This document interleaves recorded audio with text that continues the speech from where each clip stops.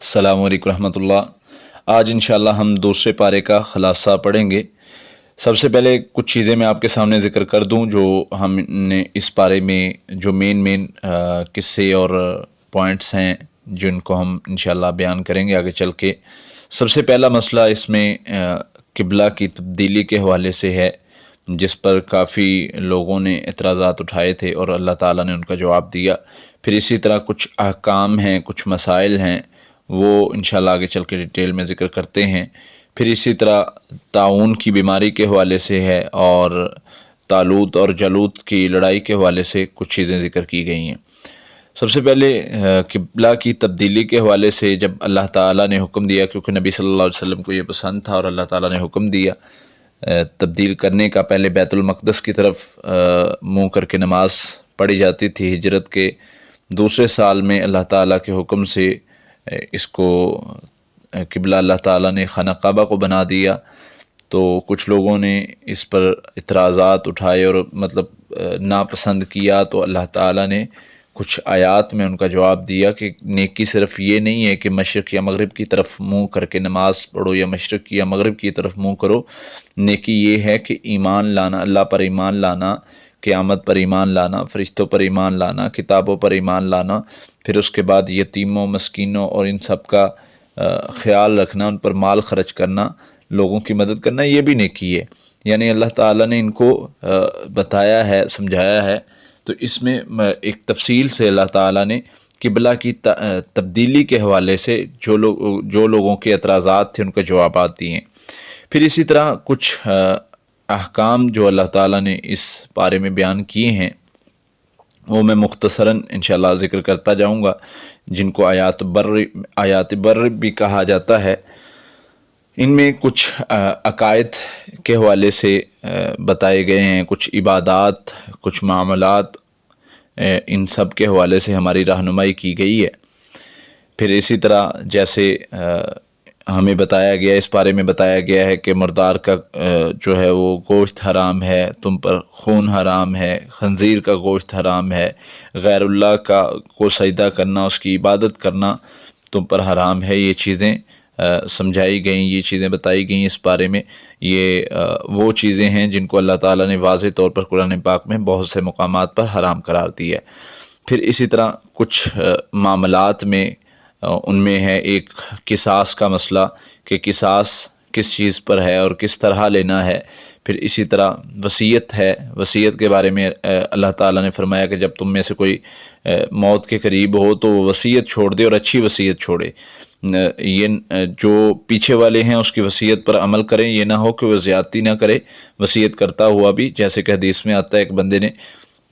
جو ہے وہ اپنے فوت ہونے سے پہلے سارے غلاموں کو آزاد کر دیا، وہی اس کے پاس غلام ہی تھے اور کچھ نہیں تھا۔ تو اللہ کے نبی صلی اللہ علیہ وسلم کو پتہ چلا، تو اللہ کے نبی صلی اللہ علیہ وسلم نے فرمایا کہ مجھے پہلے پتہ چل جاتا تو میں اس کا جنازہ نہ پڑھاتا۔ یعنی اس چیز کو سخت ناپسند کیا گیا ہے کہ موت کا وقت قریب ہو اور بندہ سارا کچھ خرچ کر دے یا اللہ کی راہ میں دے دے۔ ہاں، حالت جب صحت ہے تب دے گا، تب اس کا 10 گنا زیادہ فائدہ ہے یہ کہ جب وہ بیمار ہو جائے، بے بس ہو جائے، تب خرچ کرے۔ پھر اسی طرح اس میں روزوں کے حوالے سے حکم ہے، اور اس میں حرام کمائی سے بچنے کے بارے میں حکم ہے کہ اللہ تعالیٰ فرماتے ہیں کہ تم لوگوں کا مال جو ہے وہ غلط طریقے سے نہ کھاؤ، لوگوں کے مال کو غلط طریقے سے استعمال نہ کرو، ان کے مال کا غلط فائدہ نہ اٹھاؤ، دوسرے ناحق طریقے سے، رشوت کے ذریعے یا کسی بھی طریقے سے تم ان کا مال، لوگوں کا مال نہ کھاؤ۔ پھر اسی طرح جہاد کا حکم ہے، اس بارے میں تفصیلی جہاد کرنے کا، جیسے روزوں کا فرض ہونے کا ذکر کیا گیا ہے، اسی طرح جہاد کی فرضیت کا ذکر کیا گیا، اور اللہ تعالیٰ نے آگے فرمایا کہ میں جانتا ہوں تم نہیں جانتے، یہ تمہارے لیے بہتر ہے، تم کچھ چیزوں کو بہتر سمجھتے ہو لیکن وہ تمہارے لیے بہتر نہیں ہے۔ پھر اسی طرح حج کی فرضیت کے حوالے سے اور اس کے احکام کے حوالے سے کچھ چیزیں بتائی گئی ہیں کہ حج جو صاحب استطاعت ہے اس پر فرض ہے، اور جو جائے وہ اپنے اخراجات، اپنے معاملات کو مکمل طور پر کر کے جائے تاکہ وہاں جا کر کوئی پریشانی نہ بنے اور لڑائی نہ کرے، اور کچھ اس طرح کی چیزیں جو حج کے حوالے سے ہیں۔ پھر اسی طرح کچھ حرام کردہ چیزوں میں شراب کا ذکر آتا ہے، آگے چل کے جوئے کا ذکر آتا ہے کہ تم سے اللہ کے نبی صلی اللہ علیہ وسلم کو مخاطب کر کے اللہ تعالیٰ فرماتے ہیں کہ یہ تم سے سوال کرتے ہیں شراب کے بارے میں اور جوئے کے بارے میں، تو ان کو کہہ دو کہ یہ تمہارے لیے یعنی فائدہ مند نہیں ہے، ان کا فائدہ ان کے نقصان سے زیادہ بڑا ہے۔ یعنی یہ جو ان کا فائدہ، بسا اوقات لوگ کہتے ہیں نا کہ اس کا کچھ فائدہ ہے، یعنی شراب ہے وہ انرجی دیتی ہے، لیکن اس کا نقصان اس سے زیادہ بڑا ہے۔ پھر اسی طرح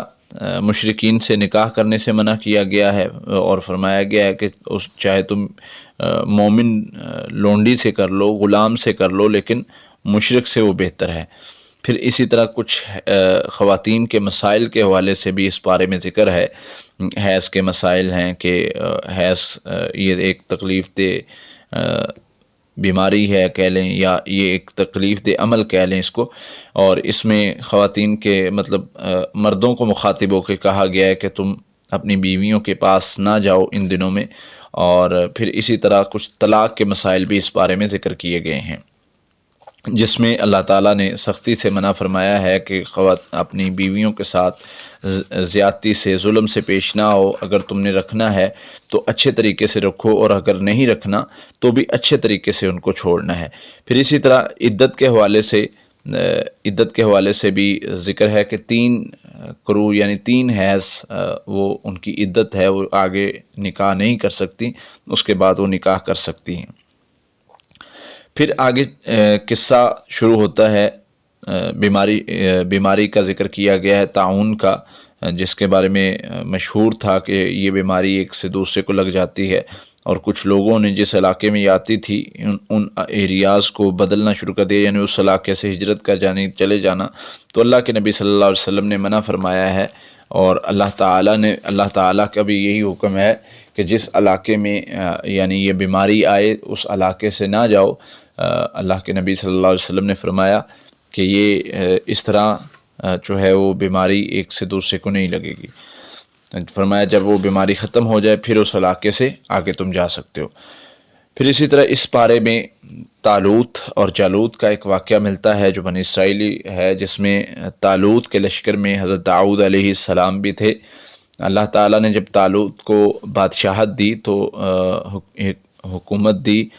بادشاہت دی، لشکر کا سردار بنایا، تو دوسروں نے اعتراض کیا، تو اللہ تعالیٰ نے جواب دیا کہ اس کو علم اور حکمت کی بنا پر بادشاہ بنایا گیا، اور اللہ تعالیٰ نے اس کا جو ہے وہ مقابلہ کروایا جالوت سے، جس سے جو ایک طاقتور لشکر تھا اور یہ کمزور تھے، لیکن انہوں نے اللہ سے مدد مانگی اور کہا کہ یا اللہ ہماری مدد فرما، ہمارے قدموں کو مضبوط کر دے۔ تو اللہ تعالیٰ نے ان کی مدد کی، اور حضرت داؤد علیہ السلام کا ذکر ملتا ہے کہ انہوں نے اس کو جالوت کو قتل کیا تھا۔ تو یہ اس بارے میں مختصراً جو چیزیں وضاحت کے ساتھ بیان کی گئی ہیں وہ میں نے کچھ چیزیں آپ کے سامنے رکھی ہیں۔ تو اللہ تعالیٰ سے دعا ہے اللہ تعالیٰ ہمیں ان پر عمل کرنے کی توفیق عطا فرمائے۔ جو احکام سمجھائے گئے ہیں، جن سے بچنے کے لیے کہا گیا ہے، اللہ تعالیٰ ان سے بچنے کی توفیق دے، اور جن پر عمل کرنے کا کہا گیا ہے اللہ تعالیٰ ہمیں عمل کرنے کی توفیق عطا فرمائے۔ السلام علیکم ورحمۃ اللہ۔